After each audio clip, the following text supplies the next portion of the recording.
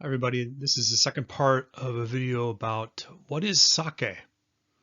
And let's review just a moment what the previous part one covered. In part one, I talked about a definition of sake, and then we started getting into the process of brewing sake. And that's where we're going to pick up today. And then look at some types of sake, and then last introduce some sake brewers. So let's get started. First of all, you'll remember from last time that sake brewing has 3 steps. This is what any sake brewer will tell you. The first step is koji, second is moto, and the third is tsukuri. So what are those things? Koji, recall, is the making of this mold, propagating a mold called koji on some of the rice, and that's key to unlocking the starches that are in the rice and turning them into sugars and making them available for fermentation. So koji. I'll talk more about koji in just a moment. Moto is the fermentation starter, the yeast starter. It's also called the shubo. That's where the yeast gets going and starts doing its job. And remember, we have simultaneous fermentation in sake. So while the koji is breaking down the starches in the rice, the yeast is also at the same time taking that sugar and making wonderful alcohol with it. And then tsukuri is the fermentation process that continues. So let's look at these various steps and get into sake brewing. Last time I ended by talking about milling rates of rice, and that's really important because this establishes the legal basis for different kinds of sake in Japan. A lot of American brewers use these terms too.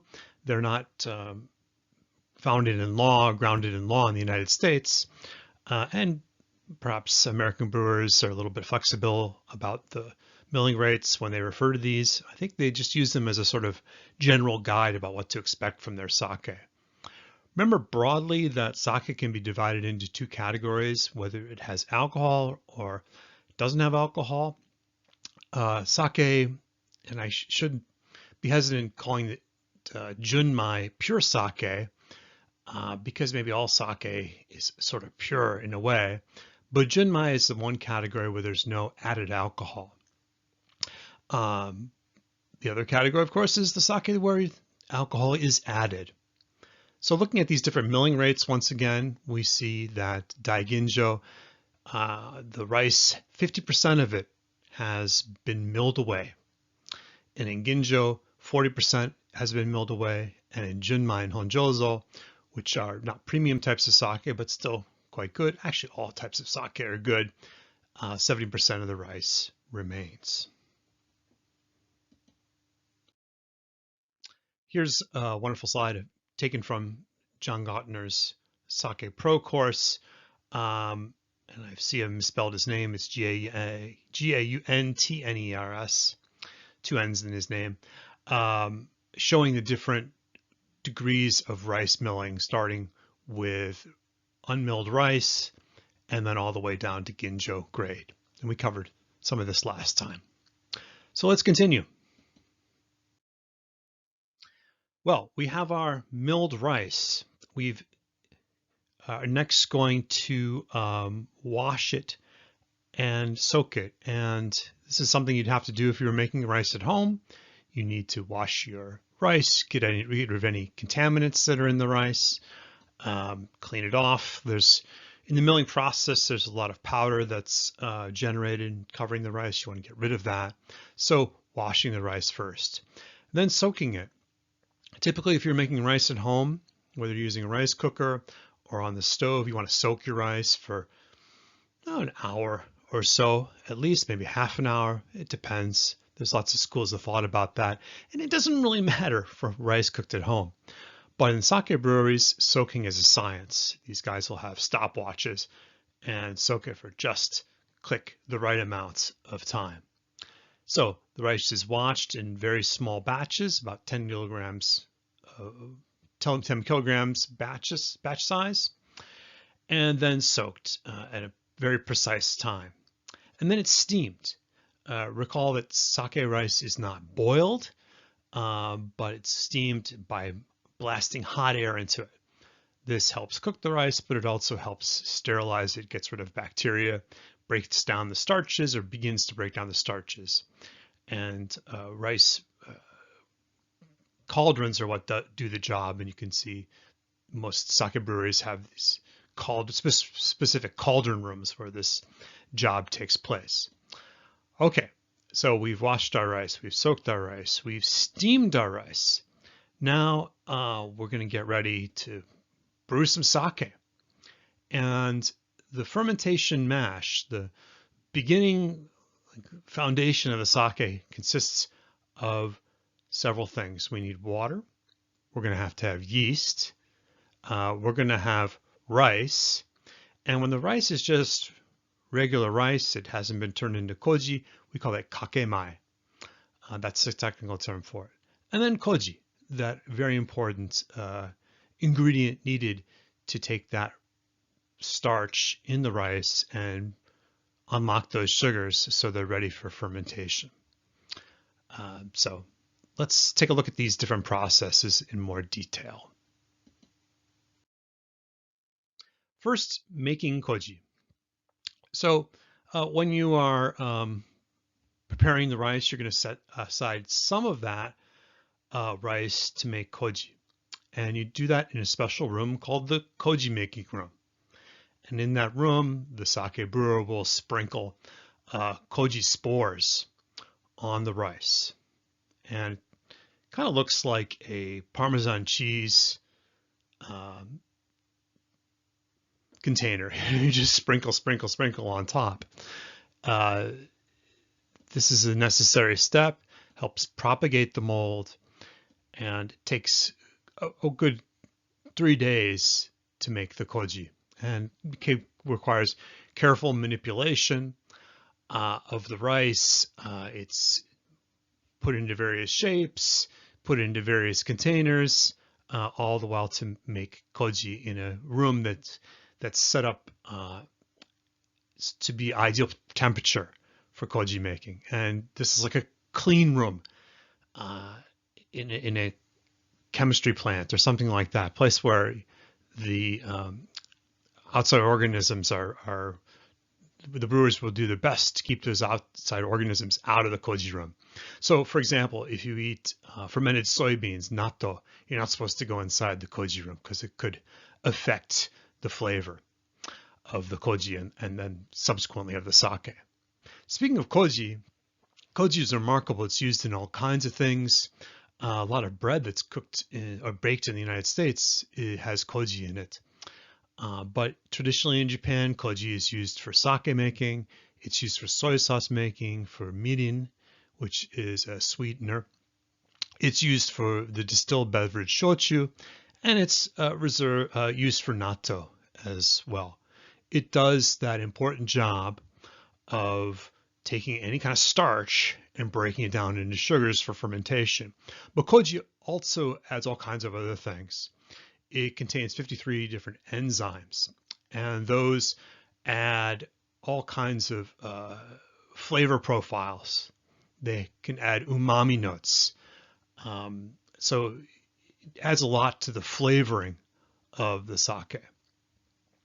So in our koji room, over a period of days, the koji is made. And typically, if a batch of sake is going to be 25% koji initially.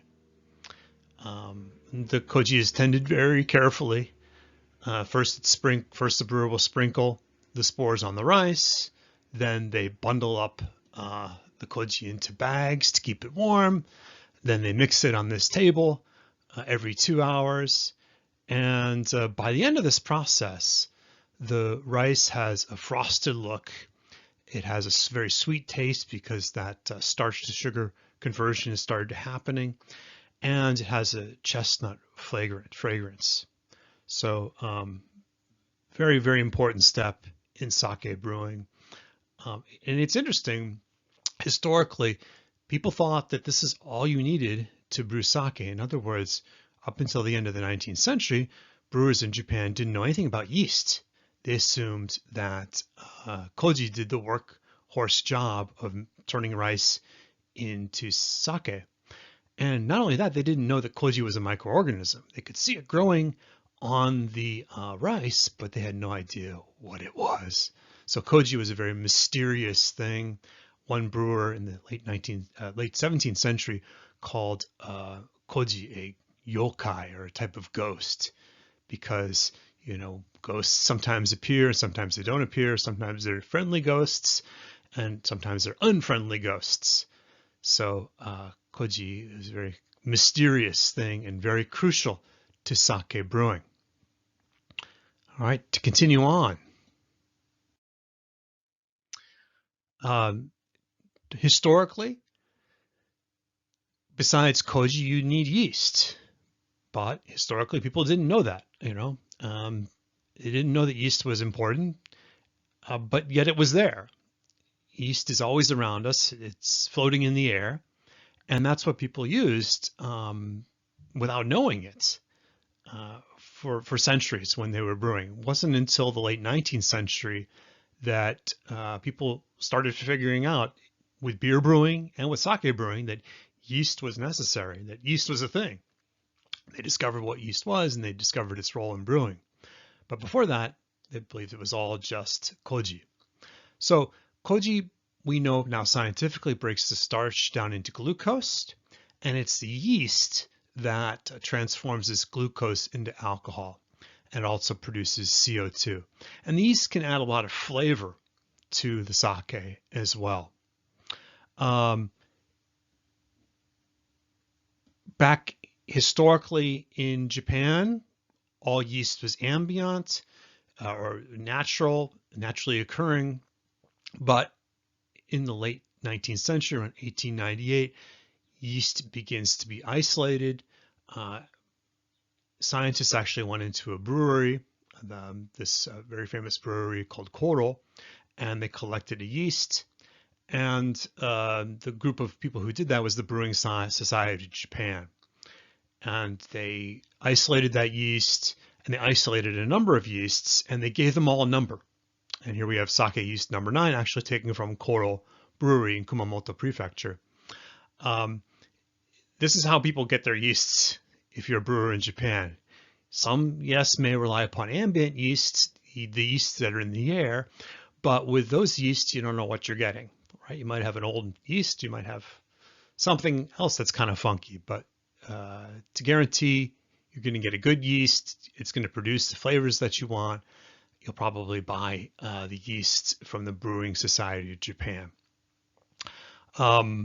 Each of these yeasts has a number, and we're seeing nowadays a proliferation of different types of specialty yeasts as well. Besides these ones that are offered by the Brewing Society, there are ones that are isolated from flowers like begonia, rose, and marigold. And Kochi Prefecture has even sent their yeast up into outer space. So they have kind of space yeast. All of these efforts are attempts to make sake a little bit more regional, which is kind of problematic if all the rice is coming from Hyogo Prefecture anyways. So yeast. Can't have sake without yeast. All right. Traditionally, the technique to mix the rice, the koji, together was a process of putting the sake into small barrels and then ramming it with poles. And the purpose of this was twofold. First of all, historically, the rice wasn't well polished. It's not like today where you can polish rice to 50%, or even almost down to 0%, right? You can't do that. You couldn't do that historically. So the rice wasn't very well polished. So the brewers would put the rice into the mix, the fermentation starter, they put it all into small barrels, and then they would take these poles and they would ram at it for 2 weeks. And so to break down the rice, and then also this is a way to develop lactic acid bacteria. And lactic acid is natural bacteria. Lactic acid is what causes yogurt to ferment, and it has a great it's very good at preventing bad bacteria from growing. So it's actually kind of a safety mechanism for the sake. People didn't know that. People just back in the day would go through this process that we call kimoto today, which is like the original process for making sake, of vigorously using these poles on the sake, and then develop lactic acid that way. It was determined that there are easier ways to do this. At the start of the 20th century, people stopped the pole ramming, and they would just let the mix sit for a while, and that was called yamahai in a nutshell. But even that could be simplified further when you just add lactic acid, and that's something that happened in 1912. You just give a dose right to the fermentation starter, and then you don't have to go through this whole technique of pounding the rice. So with the Yamahai method, simply the temperature of the fermentation starter was raised, and there was none of the pounding with the poles. And then the more modern method is just to add the lactic acids, and that started in 1912. So today, I mean, you do still see some sake that's produced kimoto, the old school method. You still see some Yamahai. Yamahai tends to be sake that's uses a lot of funky wild yeasts, has rich umami. Some American brewers are experimenting with kimoto and Yamahai, but most sake today, the brewers just cut right to the chase and they add the lactic acid, and they don't go through these all these old school steps. All right. This is another slide lifted from John Gottner's Sake Pro course. And again, I misspelled his name. I'm sorry, John. It's a fabulous course, and hopefully if he sees this, he doesn't get angry at me for borrowing this image, but I think it's just so wonderful because it shows the 3-stage brewing process, which is called in Japanese sandan shikomi or sandan jikomi. And here's the basic issue. Say you want to make sake and you don't mind having a small batch. Well, you can just take your ingredients, your rice, your koji, or koji infected rice. And I should back up and say that this koji can refer both to the mold itself or to the rice that's been infected by that mold. So koji has two meanings. So if you're making sake, you can have your rice, your koji infected rice, which you also called koji, your water, and if you're scientifically minded, you add your lactic acid and put that into your starter. And that might be just enough for you. That's a very simple sake recipe. That might make something that a home brewer might do. It works. But say you want to make a lot of sake, which professional brewers want to do. Well, you want to add more ingredients, more water, more rice, more koji. The problem is, if you add all these ingredients at once, it's going to overwhelm the yeast. It won't work. Your yeast will not be able to cope with all this stuff. You know, it's like going to gorge itself, and it just won't be effective. So the way brewers solved this problem is they discovered in the medieval period that you could add your ingredients in stages. And initially in the medieval period, in the 15th century, they would double the amounts. So you would add the original amounts of ingredients, and then a couple of days later, after the sake had started to be fermenting, you'd add another dose of things. Well, by the early modern period, by the 17th century, brewers figured out that they could do even better. They could add more ingredients, not just the original ingredients, but more. And they could do this 3 more times. So this is the method for brewing sake today. You start a starter, and then you have 3 additional additions of ingredients. And you can see them laid out here very elegantly on this slide. And the purpose of this is you can make more sake without overwhelming the yeast. And the question, here is, are you going to use regular yeast in the air, natural yeast, I mean, or are you going to buy your yeast from some company like the Japanese Brewers Association? But this is a very elegant solution to wanting to make more sake without overwhelming the yeast. And the whole process of adding these various stages of ingredients, and each stage relatively doubles the amount that you used previously, that occurs over 3 days. And the process again is called Sandan Shikomi. Now, sometimes an additional 4th stage is used, and that's typical when you want to just make a sweeter sake. That was the Nara method that developed in the 16th century. Not used very often, except for this, it just changed the flavor of the sake. So three stages, in addition to the original starter, is typical even today. Moving on, here we are. We've got our stages all added, and we're going to let the sake ferment. The technical term for this fermentation match is the moromi, and wow, you can see in the slide here that the sake is really foaming, indicating a lot of action going on. There are some yeasts that don't foam, and there are arguments about, which is better, a foamless yeast or a foaming yeast. Definitely when you have a foaming yeast, you can see what's going on, and some brewers like that, but sometimes the foam can draw bacteria. So that's one of the reasons a brewer might choose a foamless yeast. But this fermentation period lasts between 18 and 35 days. And foam is important because it can tell you where we are in the brewing process and how much further you need to go. All this time, the brew is monitored by temperature and taste, and from the brewers are keeping a clear eye on what's going on with their fermentation process.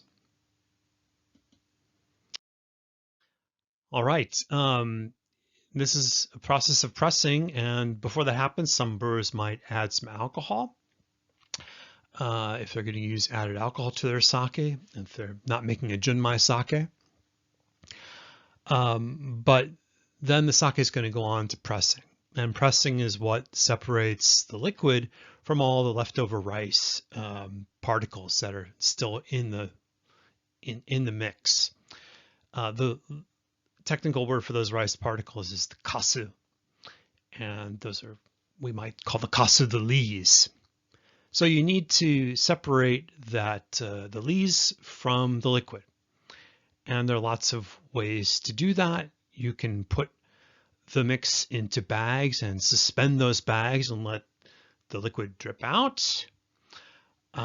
Or you can press it using a machine or some other contraption. And here's a contraption right here. This is a pressing machine. It's called a yabuta. And sometimes it's called a fune because traditionally they look like boats or fune. And it's like an accordion that gradually presses the bags of sake together, and then the liquid drains from them. The less you press, the higher the quality of the sake. So if someone's making a sake for a competition, they're going to let the sake drip naturally out of a bag. They won't use a yabuta, probably. After the sake is pressed, you still have some solids in there.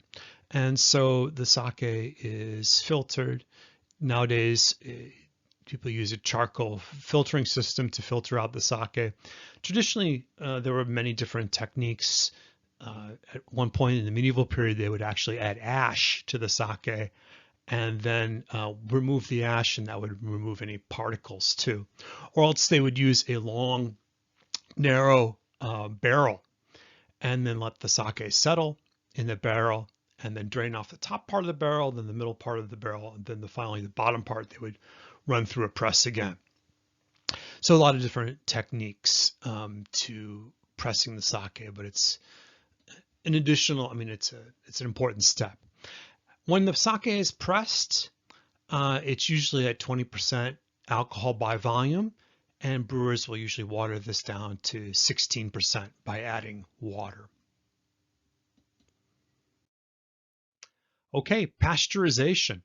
Pasteurization is, of course, the process of heating the sake, and this is something that the sake brewers figured out way before Pasteur was doing his experiments in the late 19th century. Japanese sake brewers were learning pasteurization and mastering it in the 16th century. Well, maybe not quite mastering it, but they were certainly practicing it in the late 16th century. So the purpose of fermentation of pasteurization is to stop the fermentation process. It will kill off any bad enzymes, any remaining lactic acid bacteria, and stabilize the sake. Usually sake today is pasteurized twice, right after it's filtered, and then again, about 6 months later in the bottle. But there's lots of different variations of this. And sometimes the sake is not pasteurized at all. Sometimes it's just raw sake, unpasteurized sake, which we call namazake in Japanese. Kind of hard to get in the United States unless you're near a sake brewery. Something should be said about these traditional size bottles. Like, why is it, that Japanese sake bottles are the way they are? Well, this is something that gets historians like me very excited because they're all based upon traditional volumetric measurements, and notably the masu, which was 180 milliliters. So we see this masu cup. This was a measuring cup. You can still sometimes get sake served in this today if you go to a certain izakaya. The masu was a standard measurements, and that's reflected in the small size bottle. But the big size bottle, is what, 100 times the masu.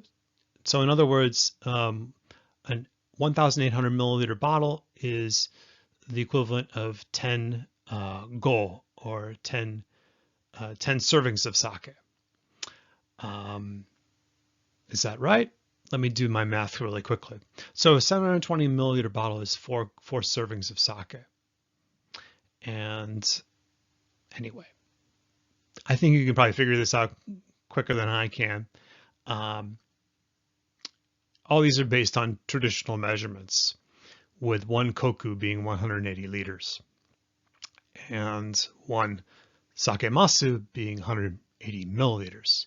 So that's why sake bottles in Japan are the way they are, because they're based on traditional measurements. And even today, many sake breweries will measure their output not in liters or gallons, but in koku. And getting back to the point of why this is interesting to historians, because koku was an important measurement not just for sake breweries, but also in terms of warlords in the early modern period. In order to be called a warlord or a daimyo, you had to have lands valued at 10,000 koku. So we don't have daimyo in Japan anymore, but we still have the koku measurements in sake brewing. There we go. Hope my math made sense. If not, you can correct me. Anyway, the slide has the real deal, the information that you need. And I guess the real takeaway from this all is that it's based on traditional measurements. That's why the bottle is the way it is in Japan. All right, here's another recap of all the process, again, lifted from John Gottner's Sake Pro course, and I see that I've spelled his name correctly this time, which I'm very happy about. And that Pro course is just awesome he does it by Zoom and in person. If you can, take it in person, because then you get to sample these sorts of sake that John brings. So to recap, we start off with the brown rice. It's milled. That rice is washed. It's soaked. And then it's steamed. And then some of that rice is going to be infected with koji mold and go into koji making, and others is going to be the kakemai that's going to go right to the starter.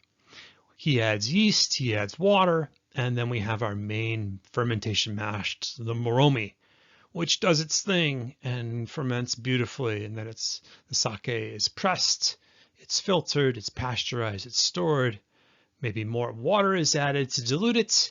It'll be pasteurized again in the bottle, or before it goes into a bottled,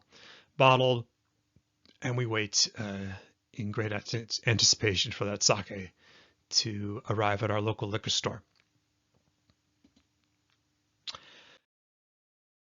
So how about some different types of sake? I've already mentioned namazake, which is unfiltered sake. Unpasteurized sake. Namazake is unpasteurized sake. But there's two more that I want to mention and talk a little about their histories too. First of all, cloudy sake, nigori sake, and you can see this milky stuff that is being poured in the slide. That's nigori sake. Interesting, a lot of sake before it was filtered looked like that. So historically, a lot of sake had this milkish look in Japan. And a lot of homemade sake had that look. So when the Japanese government prevented home brewing, they also made cloudy sake, nigori sake, illegal. And this happened at the end of the 19th century. The government is trying to raise revenue for modernization and militarization in the late 19th century. They're taking a lot of revenue from sake brewing. And initially they tried to license home brewing in Japan, and that worked very well, very, very well, to the point that there were a lot of home brewers. And the government saw that it was losing a lot of revenue, and so they prohibited home brewing. And because a lot of home brewers were making cloudy sake, they prohibited cloudy sake. So it was impossible to get cloudy sake in Japan until the 1960s, when a brewer in Kyoto, in Fushimi specifically, figured out that they could keep to the letter of the law. They could filter their sake and make it cloudy if they just used a coarser filter. So nigori sake is filtered sake, but it's not as filtered as finely as clear sake. In other words, there's still some rice sediment floating around in it, and that's what gives it its milky appearance. Now, a lot of sake lovers turn their noses up at nigori sake. They say it's not as refined, it's more ricey tasting, it's more chewy. But in America, nigori sake is becoming the most popular type of sake. And we see all kinds of flavorings of nigori sake, all kinds of fruit flavors, coffee flavors, horchata flavors, things like that. So lots of people are doing exciting things with nigori sake in America. A third category of sake also owes its history to America, specifically to brewing in Hawaii. And this actually dates before the Second World War. Brewers in Hawaii are doing some experiments. They have one of the first experiments that's successful in refrigerating sake, and they're trying to expand the sake market. And so they decided to try making sparkling sake. And basically what that means is, rather than ending the fermentation process before putting it in the bottle, it's allowed to continue. So it's like champagne, it continues fermenting in the bottle.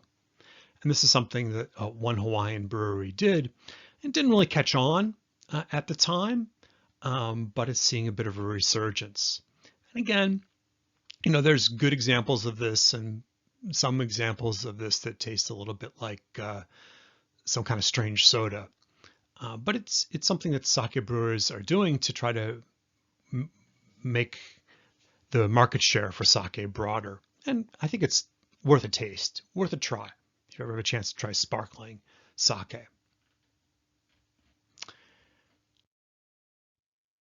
Another category of sake is aged sake. In my previous lecture, I said you don't want to have sake that's been sitting around too long. And as a matter of fact, when you buy your sake, check the date on the bottle.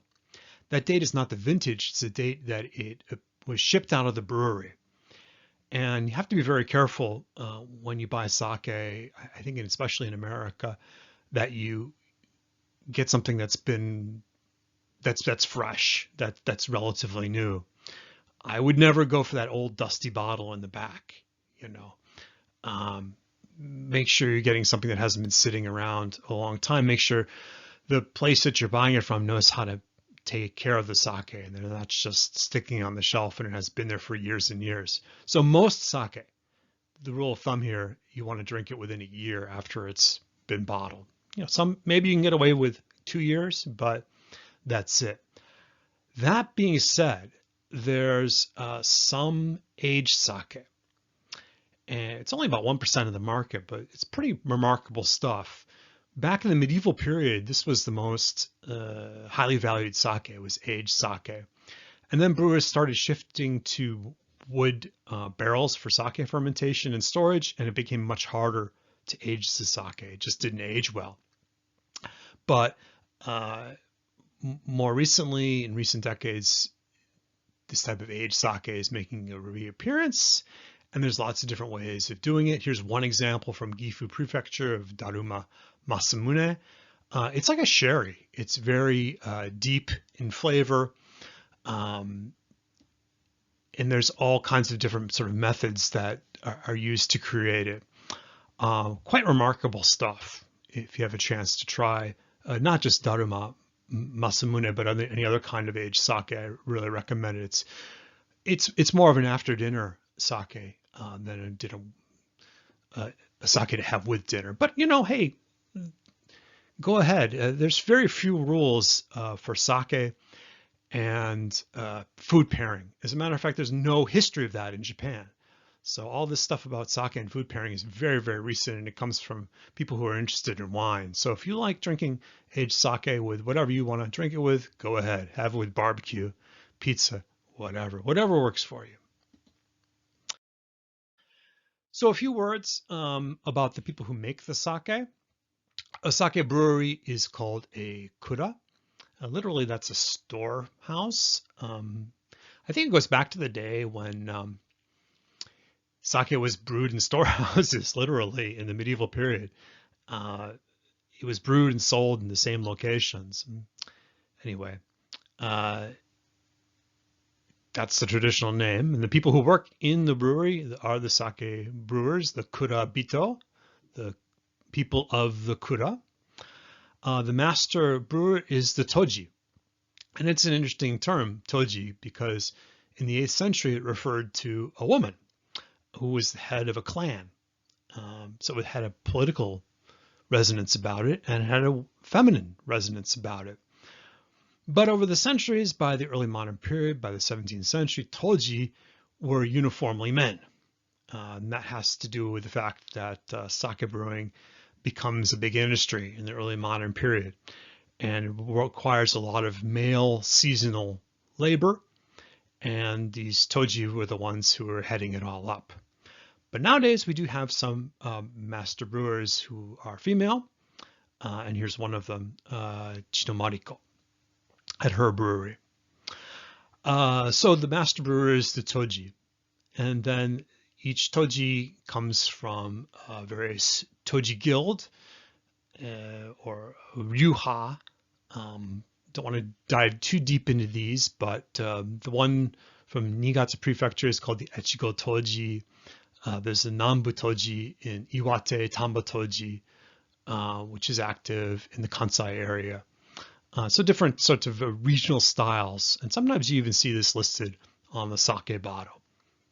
So in paying attention to sake the beverage, we have to show some respect to the people who are dedicating their lives to brewing it, and it's hard work.